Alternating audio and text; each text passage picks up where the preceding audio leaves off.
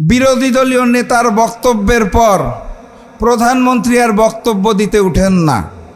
উনি স্ক্রিপ্ট ছাড়া কথা বলতে পারেন না। ওনার সামনে দিস্তা দিস্তা কাগজ লাগবে, উনি দেখে দেখে পড়বেন, তার মধ্যেও আবার দু একটা শব্দ ভুল উচ্চারণ করবেন, চট্টগ্রামের জায়গায় বগুড়া বলবেন, এভাবে উনি অভ্যস্ত। স্কাইপি লিডারের যেটা হয় আর কি, স্কাইপির মাধ্যমে রাজনীতি করে অভ্যস্ত। তো মাননীয় বিরোধী দলের নেতার বক্তব্যের পর মাননীয় প্রধানমন্ত্রী আর মাইক নিয়ে বক্তব্য দিতে পারেন না। ওনার হয়ে বক্তব্য দিতে উঠেন প্রক্সি প্রধানমন্ত্রী। আমাদের সংসদে অলিখিত একটা নতুন পদ সৃষ্টি হয়েছে, তার নাম হচ্ছে প্রক্সি প্রধানমন্ত্রী।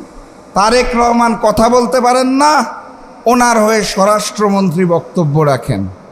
এরকম একটি বাংলাদেশ এবং এরকম একটি সংসদ আমরা দেখিও নাই, চাইও নাই, আশাও করি নাই। আমাদের সংসদে এখন নতুন শিক্ষক হয়েছে স্বরাষ্ট্রমন্ত্রী, শিলং থেকে ট্রেনিং প্রাপ্ত ভারতীয় এজেন্ট বাংলাদেশের সংসদে দাঁড়িয়ে এই মুহূর্তে আমাদেরকে শিক্ষা দেন। উনি হয়েছেন শিক্ষক, পুরো দেশবাসী তার ছাত্র। ওই যে ভারতের শিলংয়ে দীর্ঘদিন যিনি বিলাসবহুল জীবন কাটিয়ে ট্রেনিং নিয়ে দায়িত্বপ্রাপ্ত হয়ে দেশের স্বরাষ্ট্রমন্ত্রী হয়েছেন, তার কাছে ভালো ভালো রকমের ব্যাখ্যা থাকতে পারে, কিন্তু সাধারণ মানুষ এখনো বুঝে উঠতে পারে নাই একই দিনে দুইটা ভোট দিলাম, কেন একটা হালাল, কেন একটা হারাম, কেন একটা বৈধ, কেন আরেকটা অবৈধ। আমরা শপথ নিয়েছিলাম প্রজন্ম থেকে প্রজন্মে আমরা আধিপত্যবাদ বিরোধী শক্তি হিসেবে রাজপথে অবস্থান করব।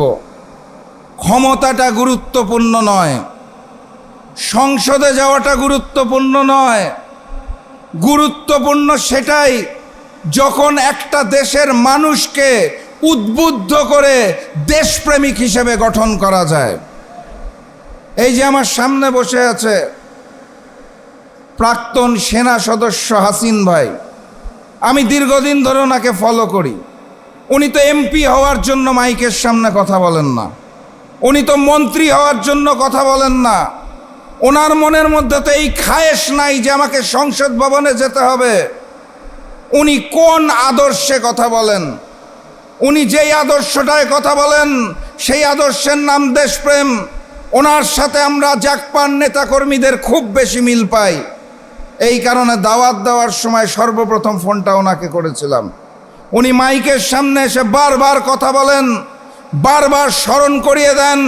আমরা জাকপাও স্পষ্ট ভাষায় বলতে চাই, সেই 1971-এর পর থেকে লাল সবুজের পতাকা পেয়েছিলাম, নামকা ওয়াস্তে স্বাধীনতা পেয়েছিলাম, সার্বভৌমত্ব পাই নাই। ভারতের আধিপত্যবাদ আমাদের গ্রাস করে খেয়েছে। সামনের বাংলাদেশেও এই আধিপত্যবাদকে আমরা চাই না। সংগ্রামী সাথী এবং বন্ধুগণ, 5ই আগস্ট ফ্যাসিস্ট শেখ হাসিনা দেশ ছেড়ে তার নিজ মাতৃভূমি ভারতের দিল্লিতে পালিয়ে গেলেন, আপনারা সবই জানেন। তারপরে আমরা স্বপ্ন দেখেছিলাম, আমরা আশা করেছিলাম একটি নতুন বাংলাদেশ হবে, যেই বাংলাদেশে প্রকৃত স্বাধীনতা, প্রকৃত সার্বভৌমত্ব এবং প্রকৃত গণতন্ত্র পাব। খুব আশা নিয়েছিলাম, নতুন করে স্বপ্ন দেখেছিলাম। ফেব্রুয়ারি মাসের 12 তারিখ সেই স্বপ্নটাকে দুমড়ে মুচড়ে গুঁড়ো গুঁড়ো করে দেওয়া হয়েছে। একটি ম্যানেজ ভোট আয়োজন করা হয়েছিল। এখানে যারা প্রবীণ রয়েছেন তাদের মনে থাকার কথা, তরুণরা নাও চিনতে পারে, 2008 সালে একটা নির্বাচন হয়েছিল বাংলাদেশে। চমৎকার তকমা লাগানো নির্বাচন, ভোট কেন্দ্র দখল করা হয় নাই, ব্যালট বক্স আগে থেকে সিল মেরে রাখা হয় নাই, মারামারি হানাহানি কাটাকাটি কিছু হয় নাই, কিন্তু ফলাফল গণনা এবং ঘোষণার সময় পরিবর্তন করে দেওয়া হয়েছিল। সেই 2008 সালের স্টাইলে আমরা এই সর্বশেষ নির্বাচনটা দেখতে পেয়েছি। নির্বাচনের একদিন পরে নির্বাচন কমিশনে গিয়েছিলাম 11 দলের পক্ষ থেকে, বুঝার জন্য আপনাদের অনুভূতিটা কেমন। এই যে চমৎকার একটা নির্বাচন আয়োজন করলেন, ফলাফল ঘোষণার পরবর্তী 2 ঘন্টায় আমরা মনিটরিং রুমে বসে দেখলাম সংখ্যাগরিষ্ঠ না 200-রও অধিক আসনে আমরা চমৎকারভাবে 11 দলে গিয়ে আছি। তারপর যে 1 থেকে 1.5 ঘন্টা ফলাফল ঘোষণা করা বন্ধ করে দিলেন, তারপরে যে ফলাফল পাল্টে দিলেন, আপনাদের অনুভূতিটা কেমন? নির্বাচন কমিশনে গিয়েছিলাম, সাংবাদিক ভাইদের মনে থাকার কথা, বের হয়ে আমরা প্রেস ব্রিফিংও করেছিলাম। তারা আমাদের উত্তর দিয়েছিল, একটা নির্বাচন হয়েছে দেখুন যেখানে একটাও খুন হয় নাই, বড় মাপের কোনো সংঘর্ষ হয় নাই, কোনো মারামারি হয় নাই। সেদিন মুচকি হেসেছিলাম, হেসে বলেছিলাম 2008-কে আরও পরিশুদ্ধ করে করবেন, সেটা আগে বললেই হতো, তাহলে আমরাও ওভাবে করে প্রস্তুতি রাখতাম। তো ওনারা এটার কোনো পাল্টা জবাব দিতে পারে নাই। বাস্তবতা হচ্ছে জনগণের যে ভোটের অধিকার, ভোট প্রদান করার অধিকার দেওয়া হয়েছে, এই আঙুলের মধ্যে কালো রং লেপন করা হয়েছে, কিন্তু সেই ফলাফলটাকে ঘোষণা করা হয় নাই। সেই ফলাফল যদি ঘোষণা করা হতো তাহলে আজকের এই ব্যানারে স্পষ্ট করে লেখা থাকতো ডাক্তার শফিকুর রহমান, মাননীয় প্রধানমন্ত্রী, বাংলাদেশ সরকার। এই কারণে আমাকে এখন বারবার বলতে হয়, জনতার প্রধানমন্ত্রী, জনগণের প্রধানমন্ত্রী ডাক্তার শফিকুর রহমান, কারণ তিনি প্রধানমন্ত্রী হয়েছেন সেটা কেড়ে নেওয়া হয়েছে। সংগ্রামী সাথী এবং বন্ধুগণ, আমরা সেদিন চাইলে পারতাম নির্বাচনটাকে বয়কট করার, নির্বাচনটাকে বর্জন করার, সংসদকে দূরে রেখে রাজপথে নামার।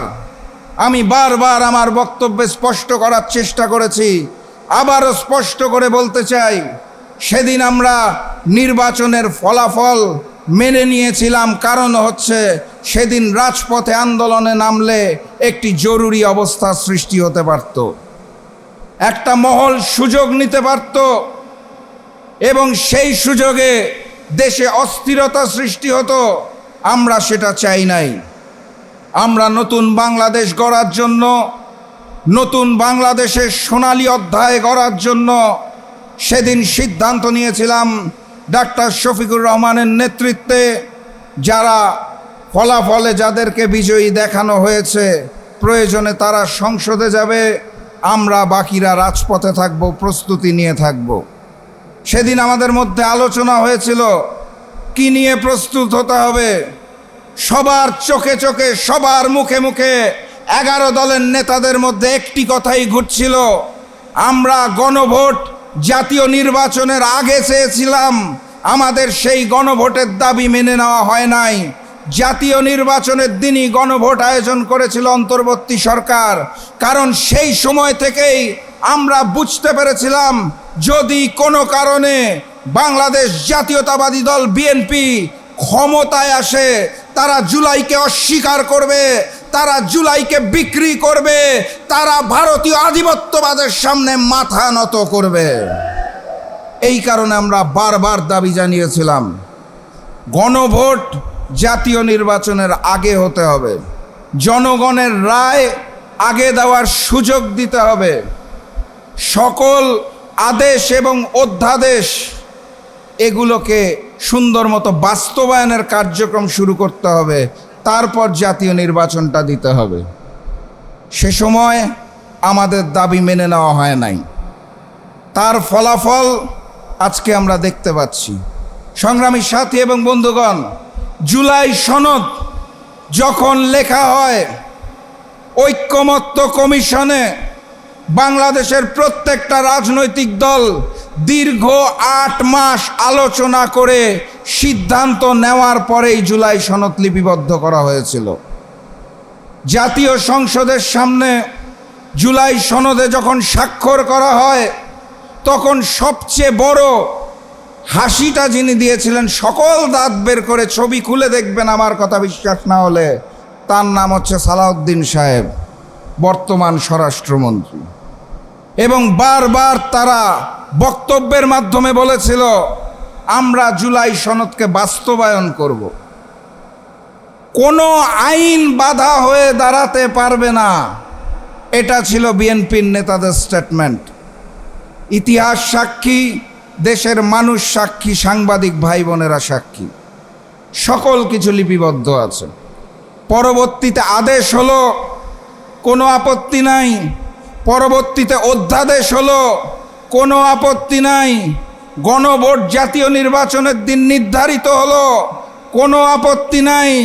জনাব তারেক রহমান লন্ডনের মুফতি দেশে এসে বাধ্য হয়ে একটা সমাবেশে বললেনও, দয়া করে আপনারা গণভোটে হাঁকে জয়যুক্ত করবেন। সেই গণভোট শেষ হলো, এখন তারা গণভোট অধ্যাদেশই বাতিল করে দিতে চায়। আমি ধরে নিলাম ম্যানেজ ভোটের মাধ্যমে বিএনপি যেই 50% ভোট পেয়েছে বা 51% পেয়েছে, ধরে নিলাম কথার কথা যুক্তির স্বার্থে যে এটাই সঠিক।